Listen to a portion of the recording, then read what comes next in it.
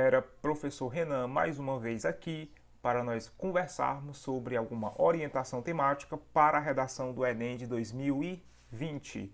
Esse é o nosso quinto encontro a respeito de temas que podem vir a cair no Enem nesse ano, dentro daquela lógica que a gente sempre vai trabalhar. Você que é novo aqui, como que funciona a nossa orientação temática? A gente vai trazer uma proposta, a gente vai fazer a leitura dos textos motivadores, a gente vai ver juntos alguns repertórios que podem ser usados no seu planejamento de texto e nós vamos fazer no final um fichamento do tema de redação. Então você que ainda não está inscrito, se inscreve no canal, curta, ativa as notificações e sem mais delongas, vamos às nossas orientações temáticas. Valeu? Vamos lá.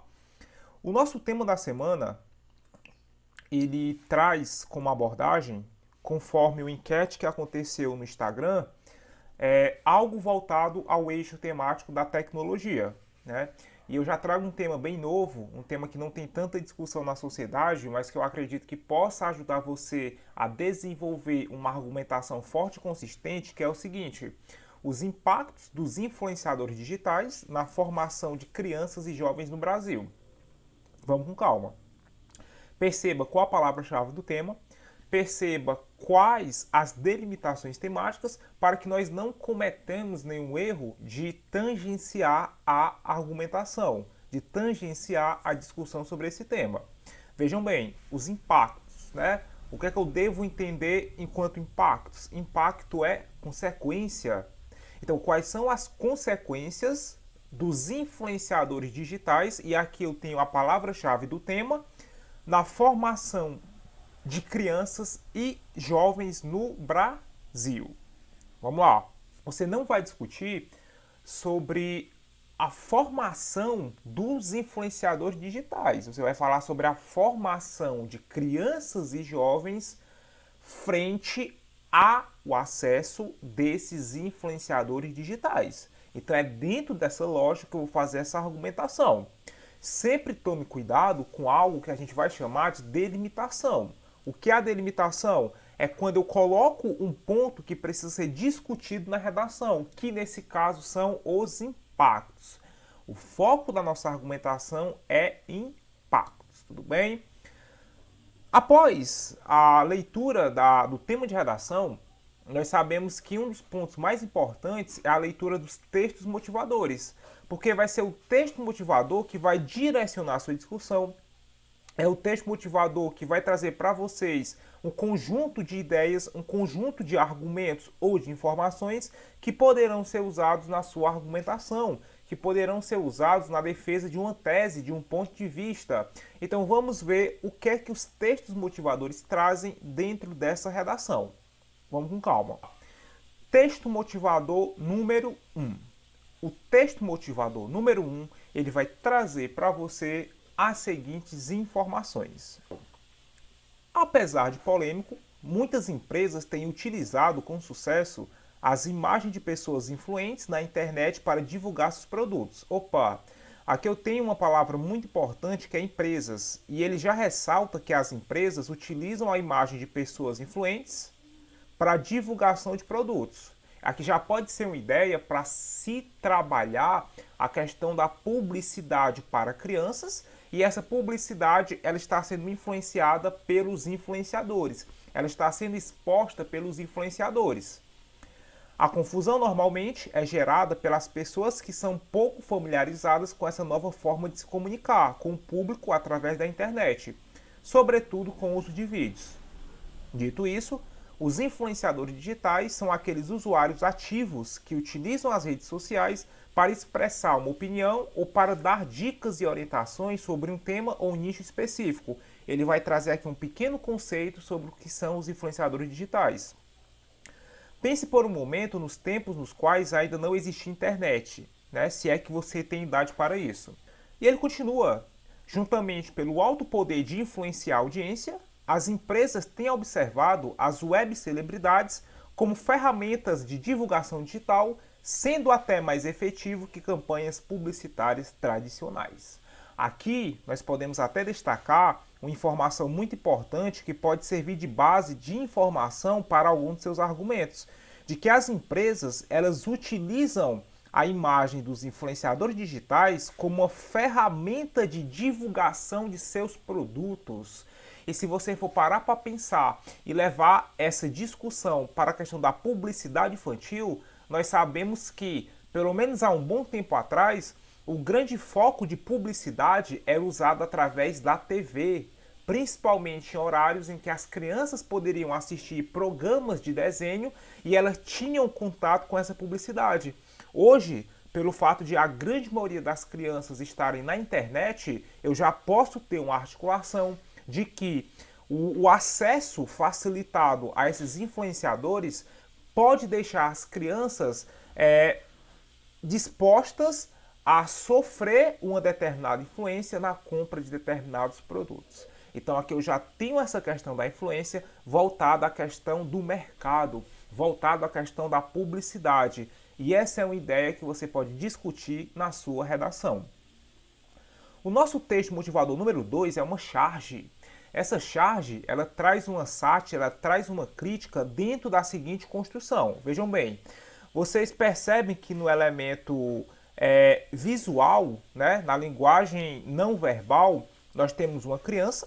Essa criança, ela não aparenta estar com um aspecto, de certo modo, agradável, né? Aparentemente, por estar com olheiras, a gente percebe que existe um certo cansaço, ou então algum tipo de comportamento de exposição constante a alguma coisa, o que acaba tirando a saúde dessa criança. Então já pode ter essa interpretação da imagem. Obviamente há outras interpretações. E no texto de linguagem verbal eu tenho o seguinte: oi gente, no vídeo de hoje eu vou comer a minha papinha. Se inscreva no meu canal e deixe um like. Qual a relação disso com a temática?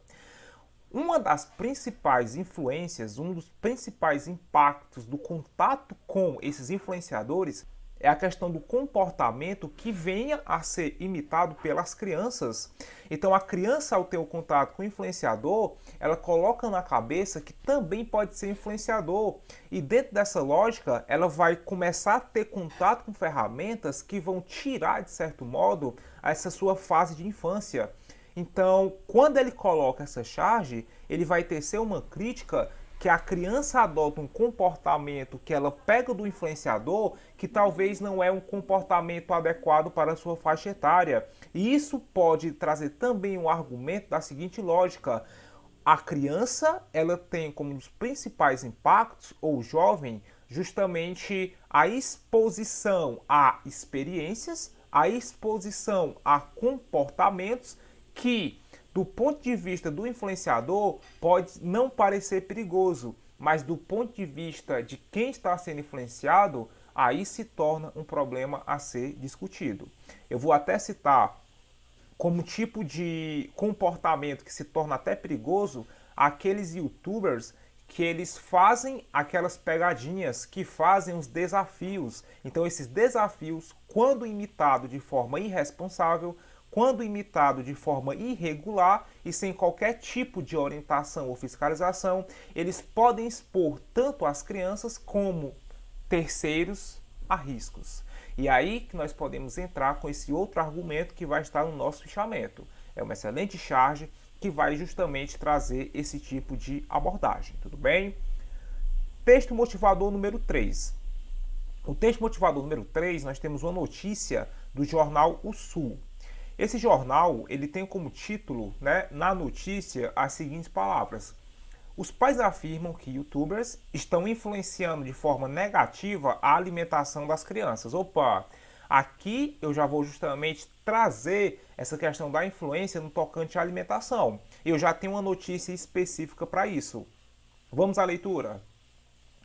Um homem despeja quilo de chocolates em uma banheira, entra nela, passa a guloseima pelo corpo, come o máximo que consegue e grava tudo em vídeo.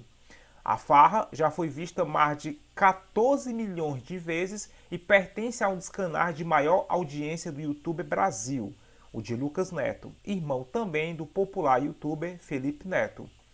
O vídeo é exemplo de uma onda entre os produtores de conteúdo para crianças e adolescentes na plataforma, o abuso de comida, em especial de doces. Então aqui entra aquele ponto de discussão que nós falamos no texto motivador anterior, de que a criança ou o jovem, ela vai tentar adotar o comportamento, ela vai tentar adotar a vida do influenciador, e isso pode ser prejudicial para a sua vida, seja no aspecto psicológico, seja no aspecto emocional, seja no aspecto físico ou seja no aspecto social. Então, muita atenção nesse aspecto.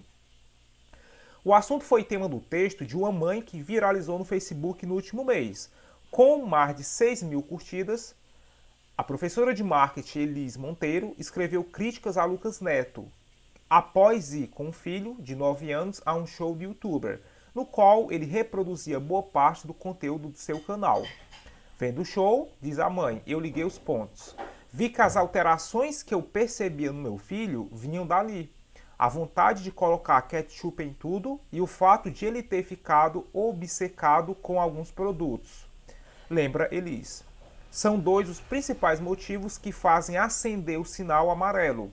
O atual cenário de obesidade crescente entre crianças e a sutil fronteira entre o que é internet, publicidade infantil e conteúdo espontâneo. Então eu trago mais uma vez a questão da publicidade dentro desse texto motivador. Então é um texto motivador que traz para você uma ideia excelente que pode ser discutida na sua redação. Essa é a leitura dos 3 textos. O texto número 1, ele me traz uma articulação de que as empresas usam os influenciadores como ferramenta de publicidade. O texto número 2, eu tenho uma charge que satiriza o fato de a criança ela imitar aquilo que ela vê na internet e a gente percebe que a criança ela não apresenta um aspecto saudável. E o texto número 3, eu já tenho essa influência no tocante à alimentação, no tocante à questão da publicidade e de como que os influenciadores usam isso como uma ferramenta. Dentro dessa lógica que você tem os textos motivadores, tudo bem? Tá gostando? Né? Não esquece, se você está gostando, você vai curtir, você vai ativar as notificações para que nós possamos continuar com o nosso trabalho. Isso me ajuda muito na divulgação desse trabalho que é feito totalmente de graça durante esse período de quarentena, né? Aqui a ideia é poder ajudar todos, principalmente aqueles que não têm acesso a uma boa informação, que não têm acesso a um conhecimento adequado. Após a leitura do texto motivador, nós vamos conversar agora um pouco sobre o nosso planejamento e os nossos repertórios, né? É sua primeira vez aqui, vamos lá. O que é o planejamento textual, o que é o repertório? Primeiro, eu vou trazer para vocês uma série de repertórios de informações que podem ser usadas dentro da argumentação desse tema. E logo após, nós vamos fazer o nosso planejamento, o nosso fichamento da redação. O fichamento é onde eu vou articular as informações a respeito dessa redação, os argumentos sobre essa redação, os repertórios sobre essa redação e a proposta de intervenção dessa redação. Vamos de início trabalhar informações importantes. Vamos lá. A primeira dica de informação, na verdade até um vídeo que satiriza essa questão, eu vou recomendar para que vocês assistam, que é do canal Porta dos Fundos. É um vídeo chamado Influencer, que ele vai tecer uma crítica a respeito dos principais influenciadores digitais, né, do Brasil, ou pelo menos os mais conhecidos, e ele vai fazer essa crítica dentro do vídeo, associando com o fato de o público maior ser crianças e esse influenciador ele se comportar como uma criança. Até uma crítica no vídeo que ressalta, onde ele coloca na voz do personagem que esse é o ganha-pão dele. Então ele precisa fazer isso para poder aumentar a audiência. Então muito bom esse vídeo, eu recomendo que você assista. Ele é bem interessante, tudo bem? Vamos lá. Partindo para o repertório, nós vamos conversar sobre algo que sempre aparece nas nossas orientações temáticas, que são os repertórios. O que são os repertórios, né? Repertório é qualquer informação interdisciplinar que você vai usar na sua redação para que você feche a competência 2 e para que sirva como informação na sua estratégia argumentativa adotada. seja uma alusão, seja uma citação de autoridade, ou seja a colocação de algum fator histórico ou de algum dado estatístico. Eu queria mais uma vez ressaltar o fato de que eu sempre lembro para vocês que os nossos principais repertórios que nós trabalhamos aqui no Redatores é principalmente o quê? O repertório que vai trabalhar fator histórico, o repertório que venha trabalhar a citação de autoridade e o repertório que traga para você uma ficção. Porque são os repertórios que estão mais próximos da sua vida. São repertórios que você vai lembrar automaticamente quando você se deparar, quando você pegar qualquer tema de redação ligado a essa questão. Por exemplo, fator histórico. Eu sempre vou ter algum fator histórico ligado a alguma temática. Eu sempre vou saber de alguma ficção ligado a alguma temática. A citação, eu tenho citações coringas que servem como repertório para determinados temas. Então, isso é essencial na nossa redação, tudo bem? Vamos ver aqui o que foi que eu separei para vocês. Pronto. No constante ao repertório de citação, eu vou trazer como dica, na verdade, não uma citação de autoridade, mas uma citação de legislação. Como que você pode trabalhar essa citação? Pois bem, a nossa Constituição de 1988, ela vai colocar as seguintes palavras: a educação é um dever dos pais, da família e do Estado. Em que contexto eu posso usar essa citação? A questão da fiscalização e a questão do acompanhamento dos pais na educação dos filhos.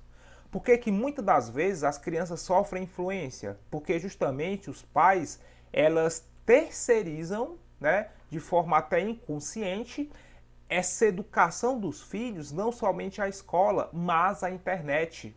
Então, a partir do ponto em que o pai ele não está fiscalizando e que ele não está acompanhando aquilo que o filho assiste, aquilo que o filho dá audiência no mundo da internet, ele está justamente possibilitando que o filho seja um fator de influência para vários blogueiros, para vários youtubers. Então, eu posso ressaltar, se eu quiser trabalhar esse argumento dos pais, que a educação não é apenas um dever do Estado, também é uma educação dos pais. Então não pode haver nenhum tipo de negligência familiar no tocante à educação dos filhos. Esse é um dos argumentos para evitar impactos negativos dos influenciadores digitais na vida das crianças e dos jovens, né? Dos adolescentes. Então é dentro dessa lógica que eu posso buscar e trabalhar esse argumento, tudo bem? O nosso próximo repertório, ele vai ser um repertório histórico, inclusive um repertório muito bom, que você pode até usar na sua introdução como alusão. Eu acredito que muitos de vocês já estudaram um filósofo grego chamado Sócrates. E aí, no caso aqui, eu coloquei um quadro, né? Mas obviamente você não vai usar o quadro, mas você pode usar a história de Sócrates como repertório, como alusão. Lembre das suas aulas de filosofia. Sócrates morreu por quê? O Sócrates, um dos motivos da pena de morte que ele sofreu, ele teve que tomar veneno, foi o motivo de que as pessoas o acusavam, e especificamente os legisladores e os políticos, né, da polis onde ele vivia, de influenciar de forma negativa o pensamento das crianças. Olha que interessante. Sócrates foi morto porque uma das acusações era justamente a influência negativa que ele exercia sobre os jovens, que ele exercia sobre as crianças. E aí você pode fazer uma alusão de que no século XXI, tal influência, ela não parte dos filósofos, elas não partem mais, essas influências, dos grandes pensadores, mas elas partem de pessoas que têm acesso à internet.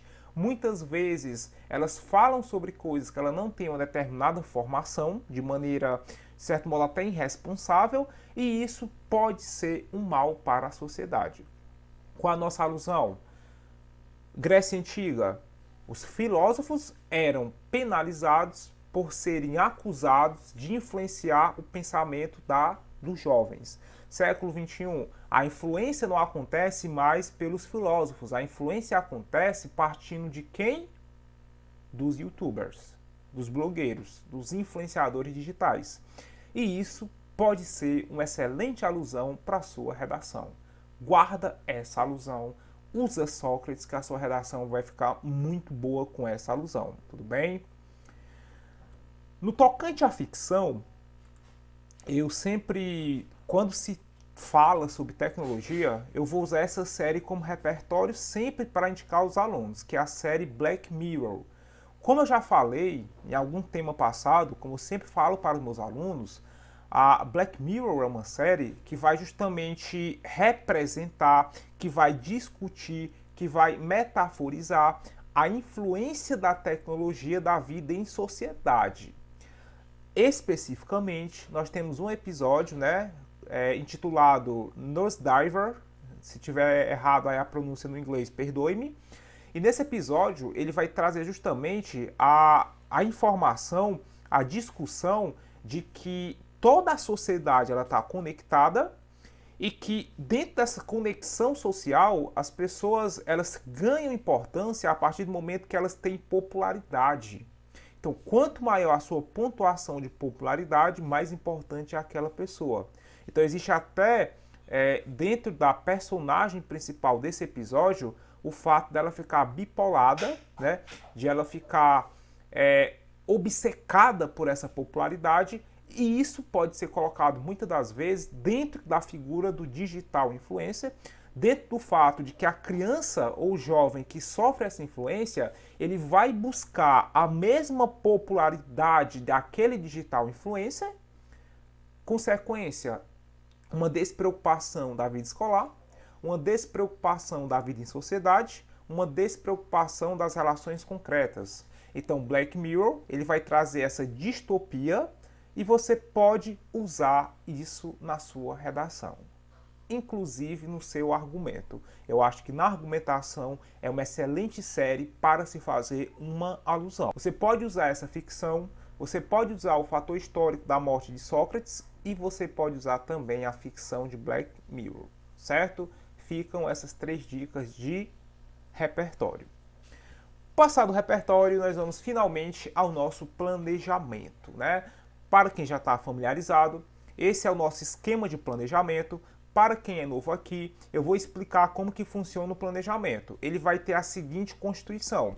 Nós vamos anotar no caderno as principais informações que você vai usar na sua redação, para que, quando estiver próximo do Enem, você revise com base no fichamento.